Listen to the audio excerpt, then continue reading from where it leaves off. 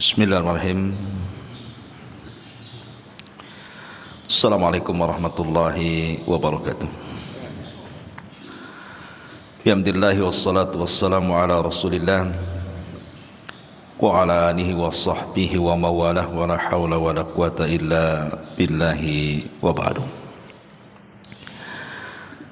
Alhamdulillah, segala puja dan puji hanya milik Allah subhanahu wa ta'ala. Salawat dan juga salam kita hadiahkan kepada Rasul kita Nabi besar Muhammad sallallahu alaihi wasallam.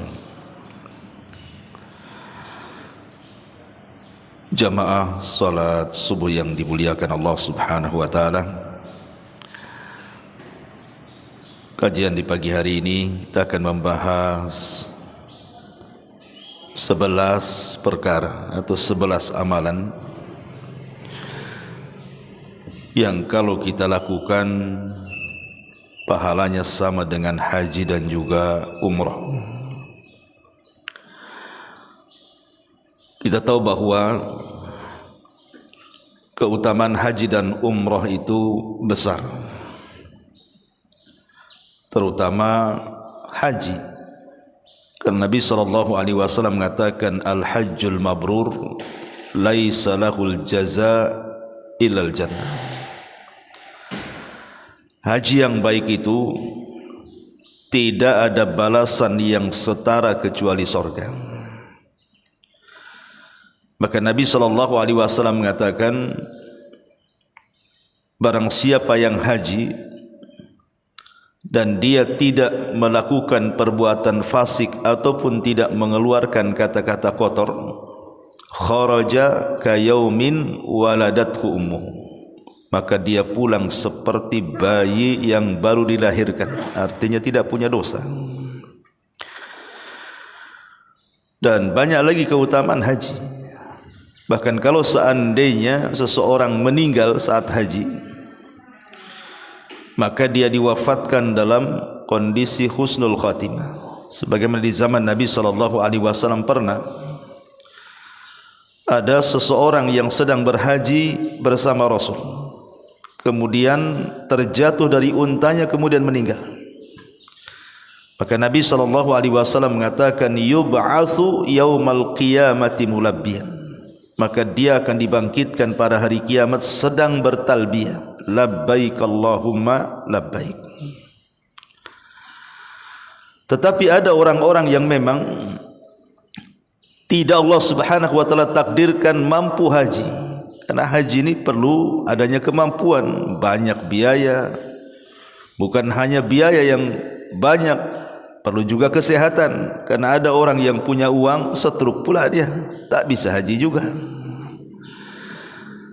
Tetapi karena Allah subhanahu wa ta'ala maha adil, ada beberapa amalan-amalan yang kalau kita amalkan itu setara dengan orang yang berangkat haji. Dan itu bisa saja terjadi. Kalau saya membuat analogi seperti ini, ada orang yang bekerja dari pagi sampai sore. Anggaplah dia kerja bangunan atau jualan es atau yang lainnya. Terkadang satu hari itu mungkin dia cuma dapat 100 atau 200 ribu. Tapi ada orang yang tidak bekerja. Boleh jadi mungkin dia orang fakir, tidak sanggup bekerja di rumahnya. Kita kasihan dengan dia. Kemudian kita berikan percuma saja uang sedekah dari kita, entah 100-200 ribu kepada dia. Kan dia enggak bekerja, diam saja di rumah kan.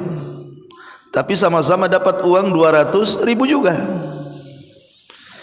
Dan itu tidak mustahil bagi Allah subhanahu wa ta'ala juga sama memberikan pahala kepada orang-orang yang lelah letih, ada pahalanya sendiri. Dan ada orang yang mungkin tidak sama kelelahannya, tapi Allah berikan pahala yang sama. Apa saja itu? Ma'asyiral muslimin yang dimuliakan Allah subhanahu wa ta'ala, kalau seorang muslim cerdas, ada amalan-amalan itu yang bisa menandingi haji seolah-olah kita haji setiap hari. Kalau orang haji betul-betul itu kadang-kadang sekarang daftar 15 tahun, 20 tahun baru berangkat tuh. Itu pun kalau masih hidup. Ya. Tapi amalan ini seolah-olah kita bisa haji tiap hari. Apa amalan yang bisa haji tiap hari itu? Kata Nabi SAW, man shalla subha fi jama'atin thumma jalasa fi musallahu yadhkurullaha hatta tatlu asy-syams thumma shalla rak'ataini kana lahu mithlu ajri hajjati wa umrati tamatan tamah. Kata Nabi SAW, siapa yang duduk atau siapa yang datang menuju solat subuh dalam bentuk berjamaah, artinya laki-laki datang ke masjid untuk melaksanakan solat jamaah. Kemudian selepas solat berjamaah, dia duduk di tempat solatnya, di masjidnya, tidak keluar. Diisi dengan mengingat Allah Subhanahu wa taala, entah berzikir, entah baca Quran, entah dengar kajian seperti ini sampai terbit matahari. Kemudian dia melaksanakan salat syuruk, maka dia mendapatkan pahala haji dan umrah secara sempurna. Ini kan memungkinkan kita tiap hari salat subuh kan? Tiap hari kan salat subuh ada. Artinya kalau kita datang memang betul-betul niat dari rumah, bukan hanya sekedar solat subuh saja, tapi juga ingin meraih pahala haji dan umrah secara sempurna, maka kita dapat pahala haji dan umrah secara sempurna asal diniatkan. Karena amal itu kan ditentukan niat masalahnya. Jadi datang melangkah dari rumah ke masjid itu selain untuk solat subuh berjamaah, tapi juga ada niat ingin mendapatkan pahala haji dan umrah. Ini yang pertama, kita bisa haji tiap hari. Bahkan lebih daripada itu, saya ingin menambah, umpamanya bukan hajinya setiap hari sekali, saya ingin setiap hari 5 kali haji. Bisa? Bisa. Kita bisa mendapatkan pahala dalam sehari itu 5 kali. Dengan amalan apa coba? Maka Nabi SAW mengatakan, man tatahhara fi baitihi thumma kharaja ilal masjidi li ada'i salatil maktubati fa ajruhu mithla ajril hajil muhrim wa man kharaja lis salati dhuha kana lahu mithlu ajril mu'tamiri. Barang siapa yang berwudu di rumahnya, jadi dari rumah itu sudah berwudu dia, kemudian setelah berwudu, artinya dia sudah suci dari rumah tu, maka dia kemudian keluar menuju masjid untuk apa? Melaksanakan solat wajib yang 5 waktu itu. Maka pahalanya sama dengan pahala haji, dan barang siapa yang niat keluarnya untuk solat sunnah, maka pahalanya sama dengan pahala umrah. Bayangkan orang wudu dari rumah, kemudian datang ke masjid untuk solat duhur, dapat pahala haji. Kemudian nanti asar datang lagi ke masjid untuk solat asar, dapat lagi pahala haji. Kemudian untuk solat maghrib, dapat lagi pahala haji. Isya, subuh, 5 kali kita dapat pahala haji. Coba. Dengan cukup wudu di rumah, kemudian berjalan dan dia dalam kondisi suci dari hadas kecil dan hadas besar, ke masjid melaksanakan solat 5 waktu. Itu saja kalau diniatkan ingin dapat pahala haji, Allah kasih itu. Dan kalau seandainya niatnya untuk melaksanakan solat sunnah, ya dapat pahala umrah. Dan solat sunnah itu banyak loh ya. Ada solat sunnah istisqa kalau memang minta hujan, ya kan. Ada solat sunnah kusuf, ada solat sunnah duha, ada solat sunnah witir, ada solat sunnah qiyamul lail, rawatib, solat sunnah wudu, tahiyatul masjid. Banyak solat sunnah itu. Kita bisa umrah berkali-kali dalam sehari itu. Tapi kalau kita ingin haji dalam sehari 5 kali, ini gini caranya. Berwudu dari rumah, kemudian diniatkan untuk mendapatkan pahala haji dengan melaksanakan solat-solat yang 5 waktu itu. Ini yang kedua. Yang ketiga, ma'asyiral muslimin yang dimuliakan Allah Subhanahu wa taala, Amalan ini lebih ringan dibandingkan amalan pertama. Karena amalan pertama kan kadang-kadang ngantuk gitu kan, mau sholat subuh ngantuk pula kan, berat kayaknya. Atau ada orang-orang yang memang malas untuk salat ke masjid. Tapi amalan ini tidak ada alasan untuk tidak bisa nih. Karena amalan ini ringan. Tapi bisa berpahala haji. Di zaman Nabi SAW ada orang-orang miskin itu merasa cemburu dengan amalan orang kaya. Enak kali orang kaya itu, dengan uangnya dia bisa haji, bisa umrah, bisa kurban gitu. Loh, kami orang miskin tak bisa apa-apa.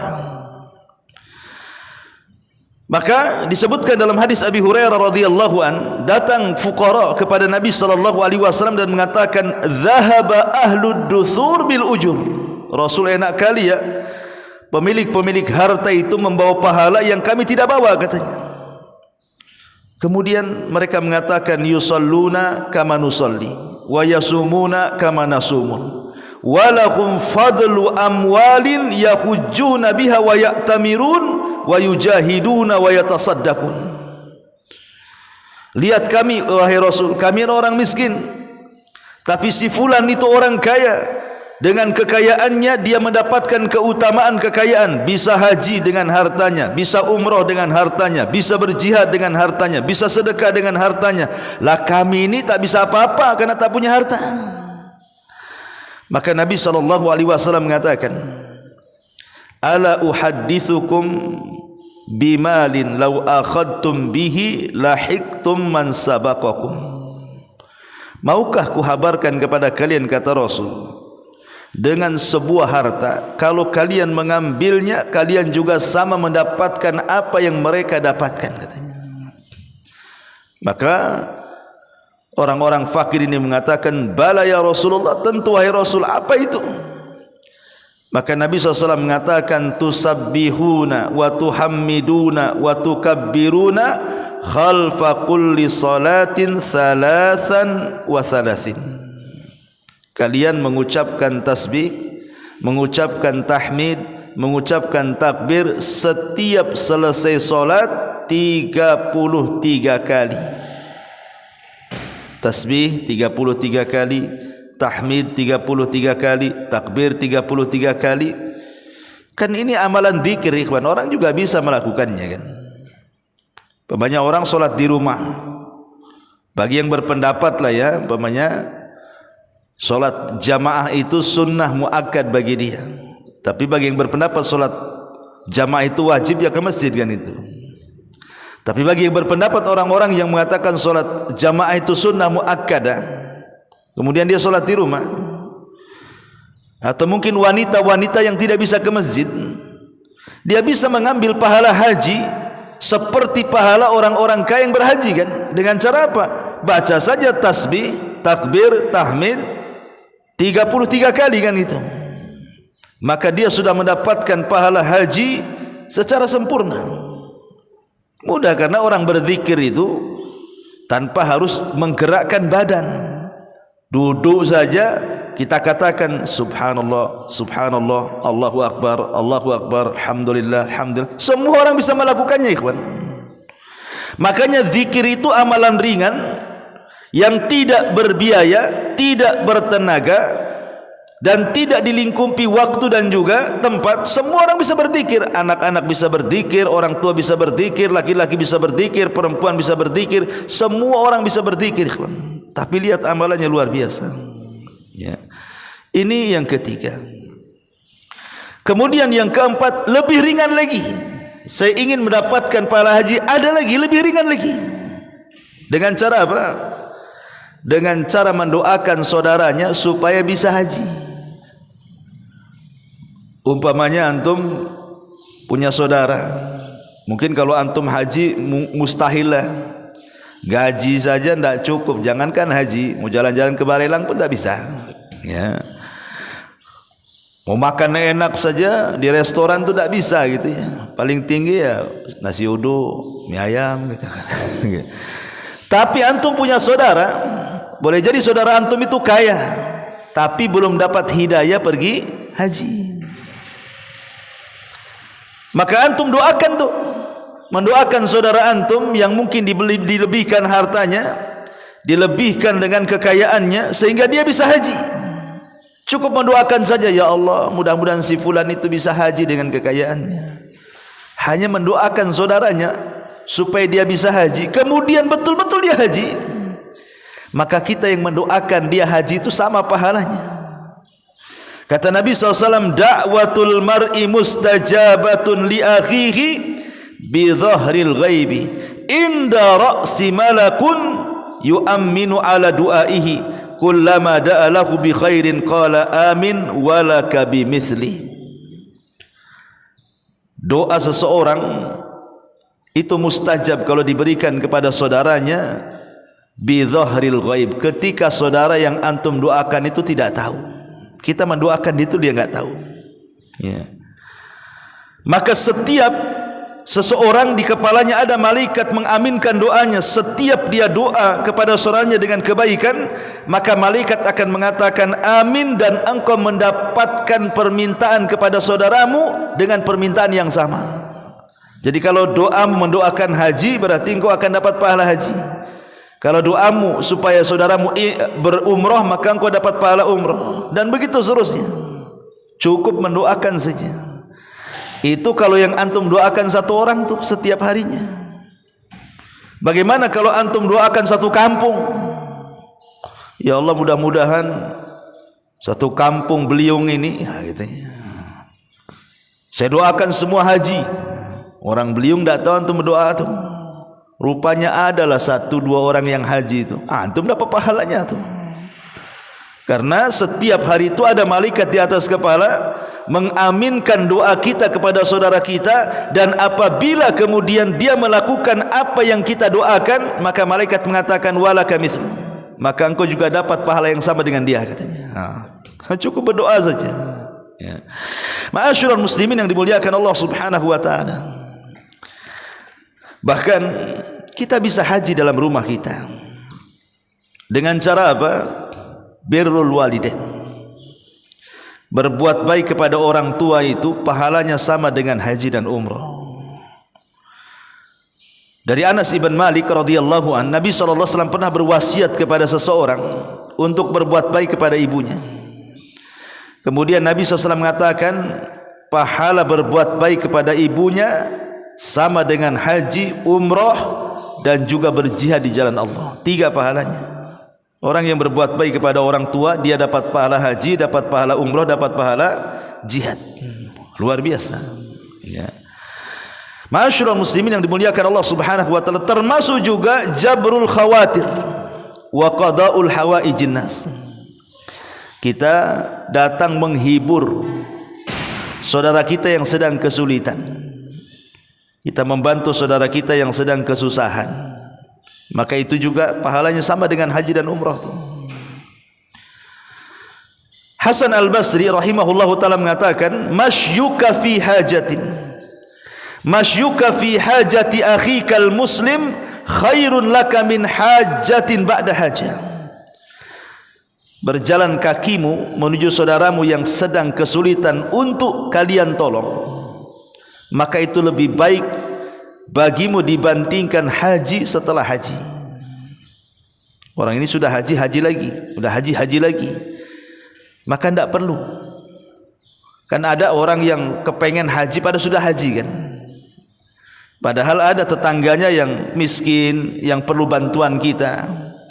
Maka kalau seandainya orang mengurungkan niat untuk haji, karena dia sudah haji itu, dia urungkan niatnya karena melihat masih banyak fuqara wal masakin, janda-janda miskin, orang-orang fakir, orang-orang yatim, dan begitu seterusnya, kita bantu mereka, maka itu lebih baik dibandingkan pahala haji setelah haji. Tapi kadang-kadang orang enggak berpikir seperti itu kan, karena orang itu terpikir ingin menikmati dirinya sendiri masalahnya.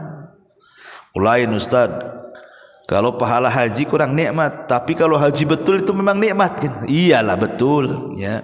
Tetapi bagaimanapun di sini, kalau kita membantu saudara kita ini, itu lebih baik dibandingkan haji, karena Anda sudah haji masalahnya. Ya. Maka ini juga pahala yang bisa menandingi ibadah haji. Kemudian juga umroh di bulan Ramadan. Di zaman Nabi SAW ada sahabiah namanya Ummu Sulaim. Ummu Sulaim ini dia sedih gara-gara tidak bisa haji seperti suaminya Abu Talha dan putranya. Menangis dia kepada Nabi SAW. Maka Nabi SAW mengatakan, ya Ummu Sulaim, bukankah engkau sudah umrah di bulan Ramadan bersamaku? Kata Muslim, iya.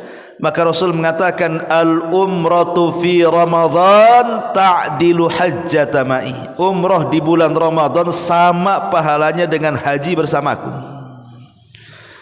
Artinya kan kalau kita tidak bisa haji karena biayanya membengkak, yang kedua haji hari ini, daftarnya hari ini, berangkatnya pula 20 tahun lagi, maka kita bisa berangkat umrah di bulan Ramadan, gitu maksudnya. Kan biayanya lebih ringan. Yang kedua, bisa setiap tahun berangkat karena tidak ada pembatasan kan itu. Makanya Nabi SAW berikan pahala bagi orang umrah di bulan Ramadan sama dengan haji bersama Nabi SAW. Ya, maka bisa seseorang itu setiap tahun dapat pahala haji, tidak harus menunggu seperti orang yang daftar haji 20 tahun lagi baru berangkat. Apalagi sekarang saya dengar dibatasi usia pula. Sudah daftar ya kan 10 tahun.